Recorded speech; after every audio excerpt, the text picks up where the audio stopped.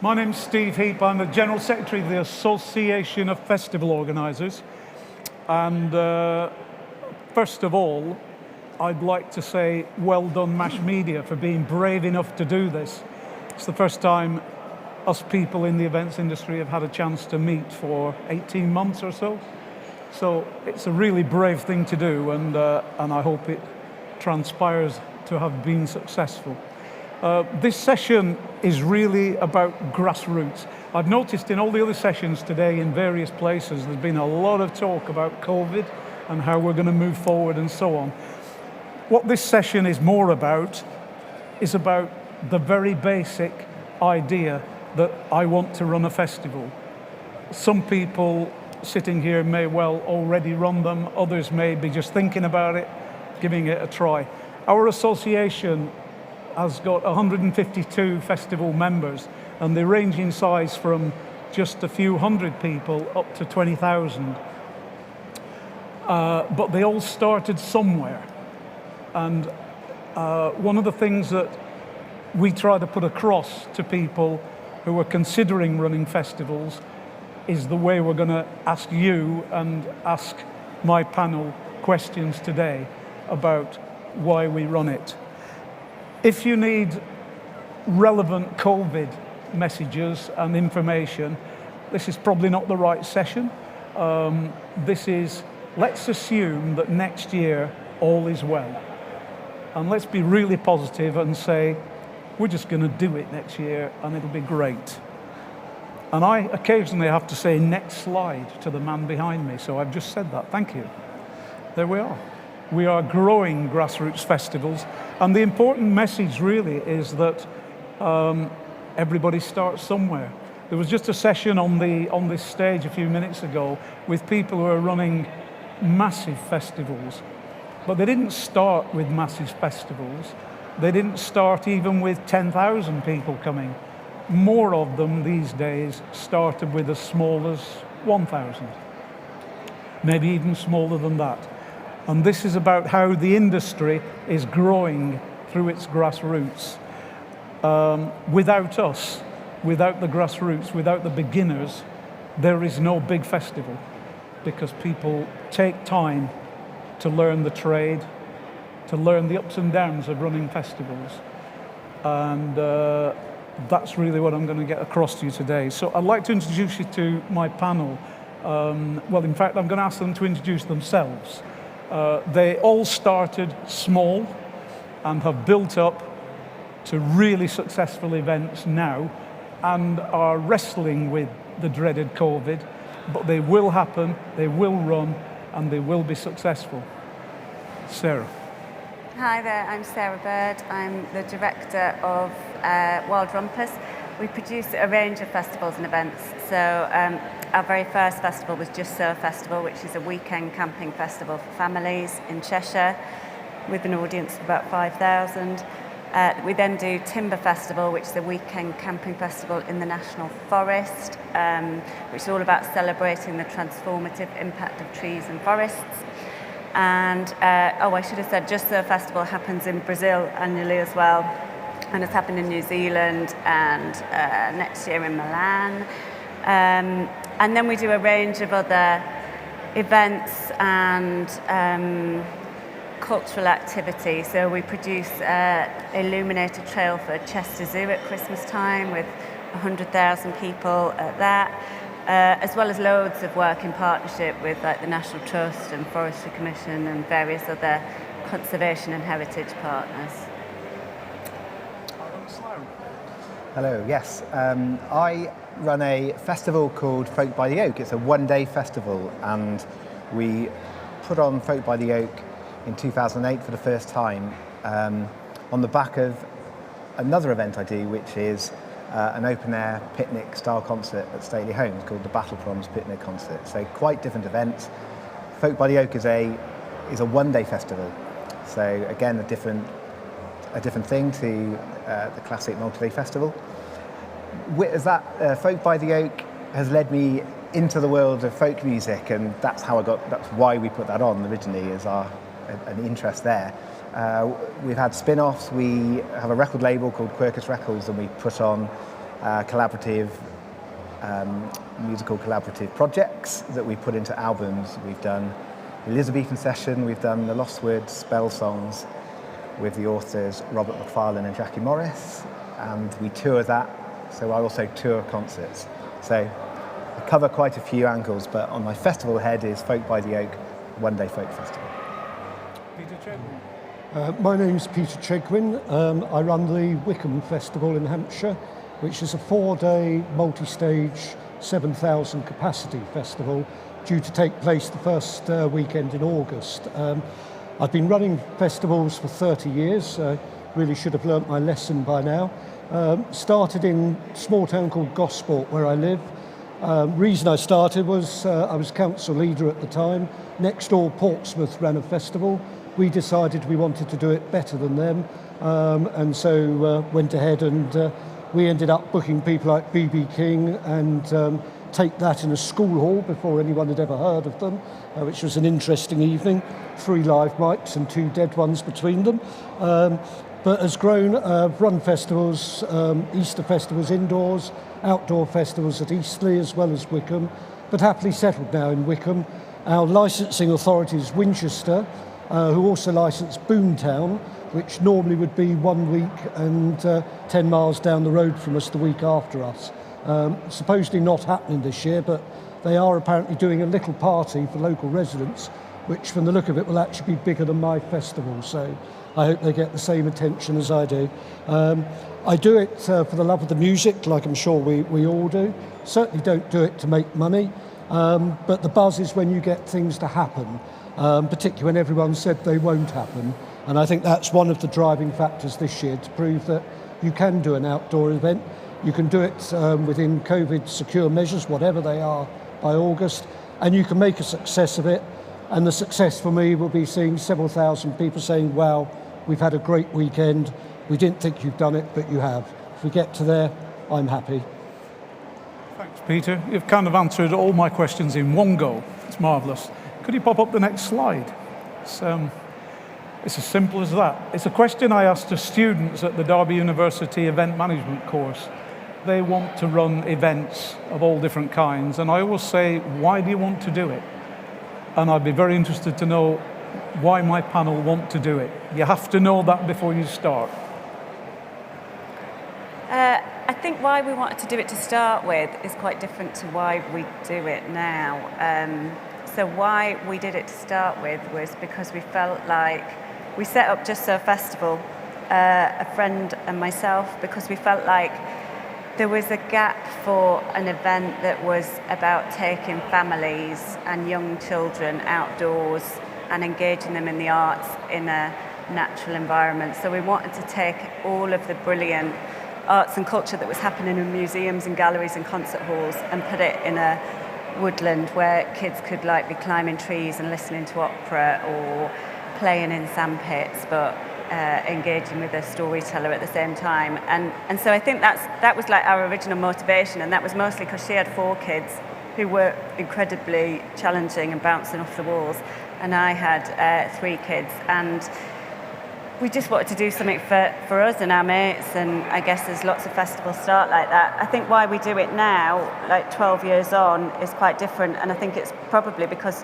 we feel really passionately that arts and culture plays a really big part in being able to engage people, encourage a nature connection. And so we do quite a lot of work with the Nature Connections Department at Derby University and with other environmental and conservation charities to look at how we can use arts and culture to help translate their mission and vision and encourage a passion for conservation in our audiences. So a bit like Sarah, we have different reasons to start. So the first event that I put on was the Battle Proms picnic concerts. I just left university. My father had 200 cannons kicking around because he's a restorer of artillery, and we wanted to make use of them.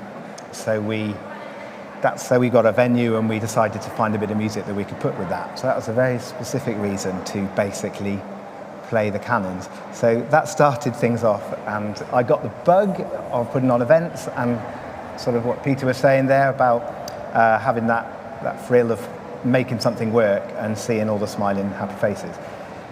So that's how it started. Sort of 10 years on, we then, me and my wife, who's also director of Folk by the Oak, we are huge music fans, particularly folk and roots music. So while doing this crazy event with Cannons, we were formulating a plan, and it kind of talks about growth. We didn't rush into it. We thought about it carefully of how it might look.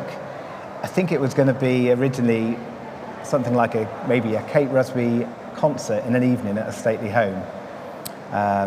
We were going to call it Underneath the Stars. I think someone took that idea and made it an event. So we looked at that and basically bottled it for a number of years because we didn't want to take the risk. We'd built up our customer base with our picnic concert the first night. The big fear when you're having a back-to-back concerts, of course, is that all you're going to do is split your audience. So we were very much looking at trying to find that second event that didn't just do that, which, of course, Folk by the Oak became the perfect thing. At the time, we were just starting off with a young family. Again, similar reasons that Sarah said. We wanted to put on a Sunday family, really family-friendly, a safe entry point for a family to go to a festival, to feel comfortable. Straight away, a one-day festival, obviously that's a lot easier for families to dip their toe into the festival. So we're kind of like and we have a lot of feedback from families saying, wow, this is such an easy place to come with our children who are young. I wouldn't have thought of taking them to a bigger festival. I now have the confidence to do that. So that was lovely, and that was great feedback. So various reasons, ongoing reasons, but also, as you know, when you've got the bug of putting on events, you generally want to put on more events. Two reasons really why I do it. One is the love of the music, which I think applies to all of us, and wanting other people to see the same kind of music that I enjoy. And I get a particular buzz when you can put on an artist that they've never seen before, never heard of, and they all come straight out and rush off to buy the CD and say, wow, where did you find them? That gives me great satisfaction. The other reason is the challenge of putting the event on. My favourite word is interesting. Dealing with a monsoon as you open the campsite, well, that's interesting. A freak tornado, and I've had that, that's even more interesting. COVID is very interesting. It's a nice word. It can cover any eventuality, and the challenge of getting the event on and being able to look at it and say, yeah, we have achieved it, that makes it worthwhile. But linked with those two main reasons, for me, there's also an economic side, not to make me money, chance would be a good thing, but so many people rely on festivals, all the suppliers, the people who are here today, but local businesses as well, everything from the local petrol station to the fish and chip shop, the traders who come, the people who supply us, the landowners who rent us the land. All of that economic side is still important, particularly at the present time. It needs reinforcing all the time. And finally, it's educational. The best enjoyment I've had over the years was putting on lunchtime free world music concerts, bringing in artists from totally different cultures, bringing in local schools and children who'd never heard perhaps even of Africa, let alone seen African dancers and musicians in traditional costumes. Those people, those kids will remember that experience for many years to come. And if it educates them that people in the other side of the world who they see on the news bombing one another are actually just human beings like us and got their own cultures and traditions, and we should respect them and embrace them, then that again to me gives me great satisfaction of running the event. Lovely. So there we are. If you're thinking of starting out in this business, think about why you want to do it and make sure it's for the right reasons. It's certainly not, I can guarantee it from all three of these people, it's not about making loads of money. It's about all the things that they've said. Do you want to move to the next slide? Because once you've decided what you're going to do and how you're going to do it, you've got to be absolutely certain you know who it's for. And the one thing you need to be sure of is that it's not for everybody. Whenever you see anybody advertising an event that is for everybody, it's rubbish. It's not. If you're putting on a string quartet, then it won't please the heavy metal fans. If you're putting on heavy metal, it won't please a string quartet. So it's never for everybody. Decide what you want to do and who is it actually for. And I'm going to ask my friends here who they think their events are actually for. I think Just So is clearly is for families. It's for families with kids who are aged kind of 0 to 12, and it's really specific. And I think you're right, in terms of marketing an event, it's definitely having a really neat demographic makes it a lot easier. Timber is for people who are interested in the environment, and it's also for the local audiences as well. So we run it in partnership with the National Forest, which is 200 square miles of post-industrial ex-mining landscape in the Midlands. And it's really trying to tell a story about the social, cultural and economic benefits that planting trees can have, but using arts and culture to tell that in a celebratory way. So so it's for local people who live within the National Forest, but then also for a wider audience who are interested in sustainable living. And then, various other events. I think who they're for now is also different to who they were for when they started out. And I hear what Pete was saying about being part of like a wider ecology, whether that's an economic or social ecology, and thinking about, we're all quite interdependent, aren't we? Whether it's the contractors or artists, audiences, funders, our staff, our volunteers. And I guess this last year has taught us more than anything, like how interdependent we are. I guess it's for all of those different stakeholders. Yeah, so our firework picnic concert, again, is very much it appeals to local people who want to go out and have that evening out with their friends and colleagues and their family. Works again for family because it's an informal way to bring in children to live music, and a 60-piece orchestra is an incredible thing for anyone to experience. So that's it, but it's the party in the park, that event, and that is primarily what it's for. We have used it to bring in young musicians, so we always have a young soloist. So it's also for them. It's also to bring up that, again, the grassroots of music, to put people like that in front of a huge audience where they might not have a chance at age 14 or 15. So we take the opportunity there. Folk by the Oak, again, that's more of a national appeal, but all these events, by the way, are roughly 6,000 to 10,000 people. But again, local families, again, that's who we are. And who is it for? You need to realise who it's for, and it might, after you've put it on for a few years, might take a while and they change, and you have to ask yourself all the time, are we appealing to these people? I mean, festivals make a big change, don't they? And they lose people and they gain people. And that can be okay if it's done for the right reasons. But it's important to know to always keep a check of your audience and make sure you understand what they want. You'll soon know, of course, because they're very good at giving you feedback either way, and you can learn from that, and you should learn from that, and you shouldn't think you know better than your core audience, really, unless you're trying to develop and create more audiences. And there isn't anything wrong with that, of course. That's all I have to say on that at the moment. I think it's always very important, Adam's point, to listen to the audience. We may think we know our demographic and what they want, but the feedback, and you certainly get plenty of it, sometimes suggests we don't always know, and we can learn from that. Our festival is aiming for a slightly older demographic. We're not looking for 15-year-old fence jumpers who want to climb on the stage and rip the clothes off the artists, although we have had one or two of those. But it's more for an older audience. We generally get some people who are over 60, over 70, who tell us that they're coming to their first ever festival. And if we can get a new audience at that end as much as at the young end, that's great if we can open their eyes and ears to music and the festival experience. Like Adam said, we pride ourselves on being very safe, family friendly. We have a lot of family entertainment, but it is, as I say, the older audience more than the kind of people you'd see at the front of, say, Boomtown, just down the road. So that's one audience. The other audience are the people whose livelihoods do rely on events like ours, and that's all the suppliers, as I said earlier, as we've all said, the local suppliers, the businesses, the hotels, the B&Bs, the taxis, the petrol stations, even the railways, however people get there, what they buy when they're there, the local shops in Wickham. We're lucky we're just outside the village, but we're walking distance to the village. And a lot of people do go in the village over the weekend. We encourage that. And the local businesses do very nicely. I remember many, many years ago when Steve ran Sidmouth. This must be 30 odd years, Steve, hope you don't mind me saying. But I spoke with a baker in the town centre there who basically said his profit for the year was that 1 week of the festival. The rest of the year he broke even, but the festival made his annual profit. And there are certainly businesses in Wickham who are fairly similar.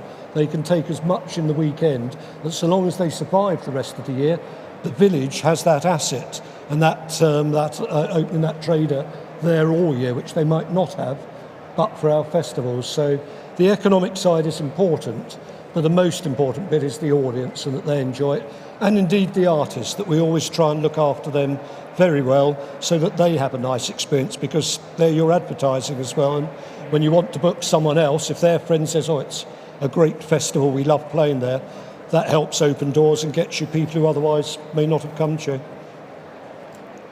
Could you quickly move on to the next slide?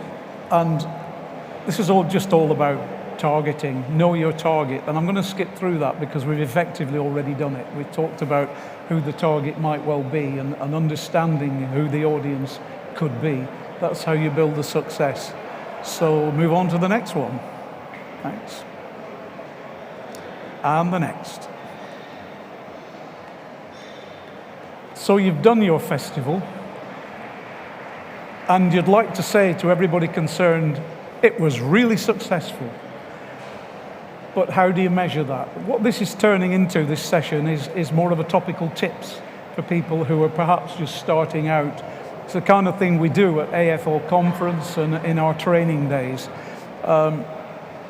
Measuring success is really quite hard. It's all down to what your targets were in the first place. If you want 20,000 people to come to your festival and only 5,000 come, then you weren't very successful. But it's just as good if you wanted 100 people to come to your little event and 99 turned up, then you were very successful. It's nothing to do with size. You often hear, especially in the press, lots of people talk about big this and big that. Boomtown made the national press because they were cancelling. Strange. I could have given them 24 different festivals that were not cancelling, and they were going to be just as successful. It's all about convincing not only the press but your audience that what you're doing is for all the right reasons and it is successful. So you need to think about how you will measure your success. And success isn't just about money. It's about social gathering, it's about the economy locally, as Peter said, and so on. So measuring that success is really the next stage. At this point, I just wanted to ask, is anybody in the audience today just starting out, like just running your first one? Anybody else? No. So are you all veterans? You've all done lots. You're not veterans, but you've done a bit. Okay, great. In that case, move on to the next slide. Was it profitable?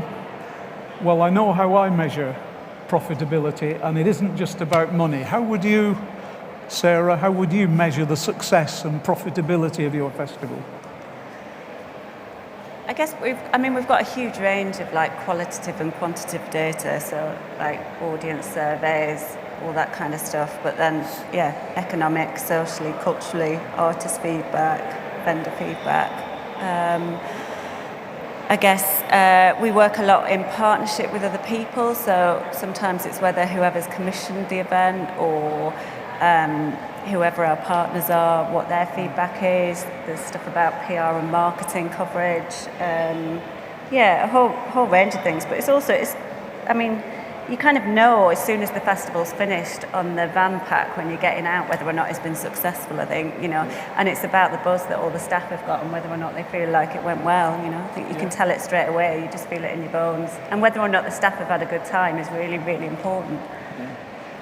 Alan? Agree with all of that. It's success can be measured on many levels. Obviously, economic is going to be at the forefront. but that you may have built into your plan that you weren't expecting to make, to only maybe break even on the first 2 or 3 years. They say large festivals, year 3 or 4 before you start getting return. So, but ultimately, that is the game to do that. The success, though, is whether if you're trying to put on an annual event, and annual events have that they've got to bear in mind, and it's a good thing that they have to be something that someone wants to return to, obviously. So if they want to come back, you know you were successful in the main. And you just know, and you know when something has not quite worked, and you must be honest with yourself and change it and adapt and make improvements.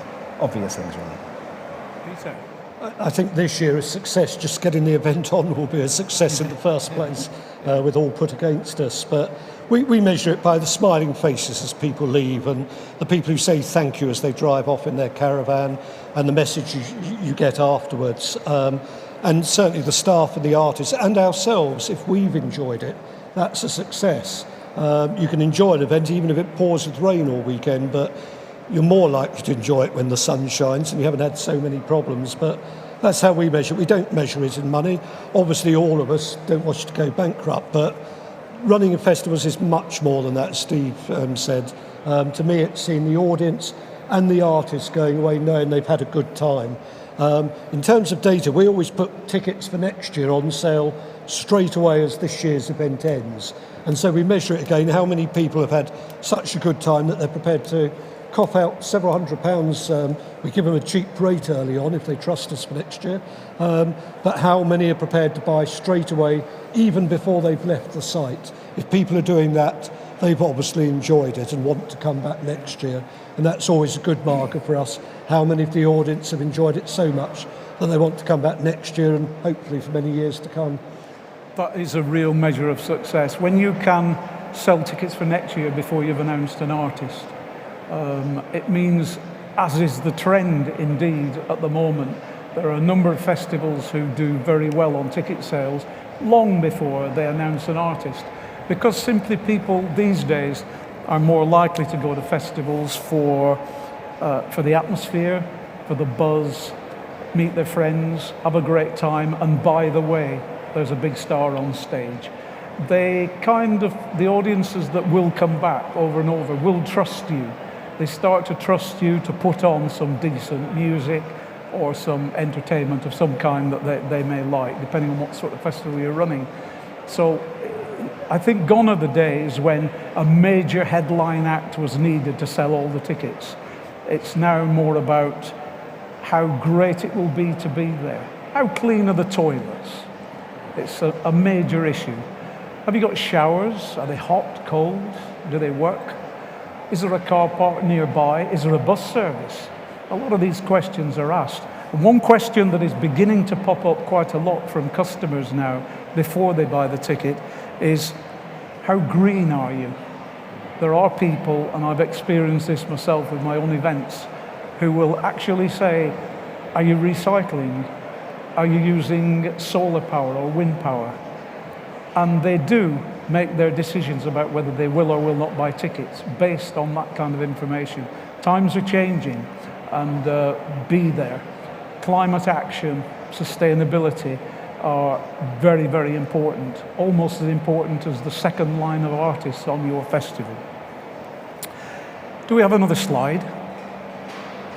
Which says, just simply, you can't do it by yourself. Never refer to it as my festival. Bring in the next slide as well. It's ours, not mine. We are a team. It's us together, not me or them. And as many people have said, there is no I in team. And building that team around yourself to make your event successful is absolutely crucial. You can't possibly operate without a team. I'm sure everyone here would agree. You have a team? How many people do you use in your team? Well, there are 16 of us employed by Wild Rumpus year-round, and then there's obviously hundreds of volunteers and other freelancers and crew and people who work on events. So permanently there's 4 of us, and then we go up to 40 by the time we get to the actual events. Peter. I'm the odd one out. There's just me in advance. Although there is a site manager who helps with some of the risk assessments on, but like others, we've several hundred people on site. Yep. I do most of it in advance. I would just add as well on the team though, when you get the feedback, I think the fact to reply to everyone, even if you totally disagree with everything they've said, it makes it very much our community, as you were saying. You want the festival goers to feel that they own the festival as well, and that their views are always listened to, and even the most unreasonable comments get a very reasonable reply. And if you can draw that in, they are part of our team. Letters from Mrs. Trellis of Morecambe Bay is the tricky one, isn't it? You know, for those of you who are interested in, I'm sorry, I haven't a clue. You'll not know Mrs. Trellis if you've never listened to Radio 4 comedy. There we go. What's the next slide? That's what we want. That's what you're aiming for. There is nothing at all in this world gives you a bigger kick as a festival organiser than to stand just inside your front of house crowd barrier and see that. It gives you an enormous buzz, and as the band come off stage having done their 15-minute 3-song encore, people come up to you and say, thank you, brilliant, wow, well done, and you get the most enormous buzz out of it. It's just fantastic to get it. Is that where you get your buzz from that? Partly. I mean, yeah, it's there, isn't it? It's part of the adrenaline of a show as well, isn't it? Because it is an adrenaline thing. You're nervous beforehand, and then that is partly what makes it worthwhile. But that's just one aspect of it, isn't it? It's whether people have enjoyed. And we have a lot of people who leave probably before it gets to that, but they've had a wonderful day. Yeah. They've got what they want out of it. Yeah. It's good. In my Sidmouth Festival days, I used to run a festival in Devon which had 65,000 people for 8 days. And at the end of the festival, we used to give an award, and it was never given to any of the full-time professional crew or any key people. It was always given to somebody you'd never heard of. And that gives them an incredible buzz, and it also gives the audience an incredible buzz to see that you've recognised the tiny little job that people have done for you to make your team actually work. But I get my buzz from that. What's the next slide? Please. There you are. The best piece of advice my friends here are going to give you. I don't know really. I guess if I could give people one thing, maybe it wouldn't be some advice, but I'd try and encourage them to be resilient, because stuff is going to go wrong, isn't it? And I guess that's what I think I took everything to heart a little bit too much in the early years, and being a bit more resilient was good. I'm kind of going to contradict a little bit that whole listen to your audience thing. I mean, we do listen to our audience, obviously, but I would also say that if we ask our audience what they want to see at next year's festival, they will always tell you exactly what they've seen at this year's festival. So I kind of think there's a little bit of room for like actually knowing what you want to do, and not, you know, you want to surprise people and excite them and introduce them to the things that they don't know yet. So yeah, be brave, I guess. Yeah, I would say that's a very good point, and it's trust what you think they're going to like. I think my success has been because our programming is very much spotlighted on us for programming. You know, one afternoon we have maybe 13 acts. We can't really, you know, they've all got to shine. So our programming is huge, and we do have to. I think we know our audience to know what they're going to like, even though they don't know it. So that's one thing. Best piece of advice is to not go. I don't think. Well, it's worked for me that to not rush into something too big first off. Don't try and think you're going to put on necessarily a 3 or 4 day festival. Say, start. I think the right thing is to start at the right level. With us, with the festival, we was already at a level because our previous night was around 5,000 at that point probably. So we knew we were aiming for that, but we weren't thinking, wow, this stately home's got a 15,000 capacity license, let's go for that. I'm a great believer in growing organically and letting the event grow organically. I think it has much more soul, and people see that, and it doesn't seem in any way contrived and trying to be something it isn't if you do that.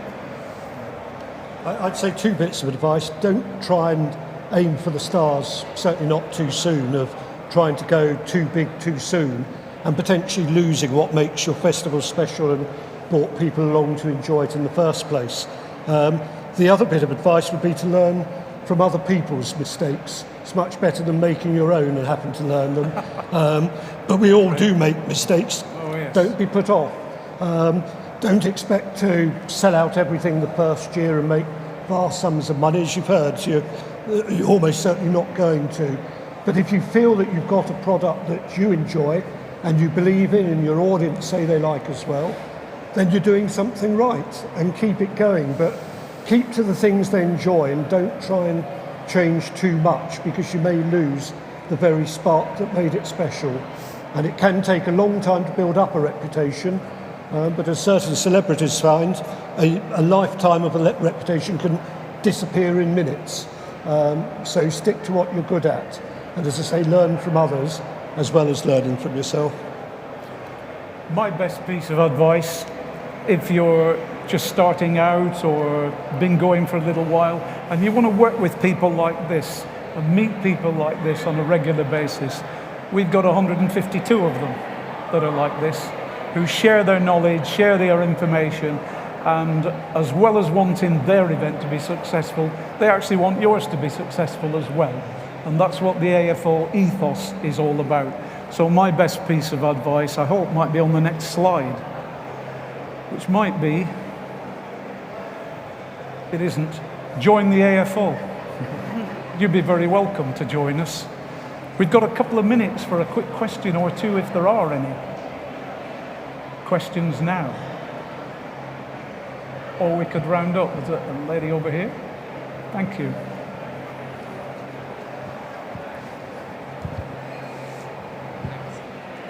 Hi, thanks for that. Just wondered, in terms of publicising your festivals, what would you say works best for you? Recently I've done quite a bit of Facebook advertising, targeted, simply because it's quick and simple and easy and relatively cheap to get to a wide audience. It does sell tickets these days. A few years ago I thought it didn't, but it's still targeting. Facebook's actually made a bit more difficult. I used to be able to target your festivals by name. You can't do that now. I can target the Isle of Wight or Glastonbury, but they're not really our audience. But there are less magazines now, less specialist press. Local newspapers don't have the audience these days. They don't sell copies. So increasingly it is online, can be fairly cheap. But the best advertising on our feedback, I've always found, is A, word of mouth. You just have to find whose mouth it is that's spreading it all. And B, building up your own email lists. Those emails are crucial. Everyone who buys a ticket or inquires about a ticket, so long as they give you permission to keep their email, you can keep going back to them through MailChimp or whatever system you use, and it's dirt cheap to reach people who you know already are interested in your festival. So I've noticed, obviously, so the first concerts was in '97, so it was a very different setup then. Obviously it was all print. Peter's absolutely right with magazines and local papers, which, you know, believe it, we'd still go through the motions to some extent with those. Do it last minute, ask for space, very last minute space, and don't believe their prices at all, obviously. Just go in very last minute with that, with the local papers. We support our trade magazines, so Songlines and R&R, Rock and Reel, as it was called. It used to be F-Roots, obviously. Those magazines we try and support because they're part of our ecosystem, actually. I think it's important to support them. Without them doing reviews, without them being there, our world of the folk festival is weaker. But the surprising thing I have found that leafleting was my massive thing back then, and it's still, much to my annoyance, is still really important. Particularly with the older demographic at the picnic concerts at stately homes, for a local audience, absolutely hammering the local area with leaflets still is incredibly effective, which I am surprised. If you'd have asked me 10 years ago, I would have been very hopeful to say that wasn't the case, but it is. Word of mouth is the most important, people coming back, and embracing the new social media technology, definitely. Yeah, I guess I agree. It's a little bit of everything, isn't it? But that word of mouth thing, I'd rather spend my money on giving people a really bloody good time on site, because then they'll tell their mates. I think we do quite a lot of stuff in partnership with venues, with other arts and cultural organisations. We share their information, they share ours, because they're trusted, loyal sources of what's good and what's a quality event. But there we are. And whilst my friend behind the screen here gives me the last slide, because I've no idea what it is. Oh, it is that. There it is. Join AFO. Why not? You're very welcome to join us and join in this kind of sharing idea of building grassroots festivals. We will survive. Festival organisers are dedicated, resilient, creative. And whatever happens on June 21st, whatever happens with the rest of this year, we will be back. Festivals have been here for thousands of years and they ain't going anywhere. So don't give up. We will defeat it. Many thanks to my wonderful panel, Peter Chegwin, Adam Slough, Sarah Bird. Perhaps you could thank them.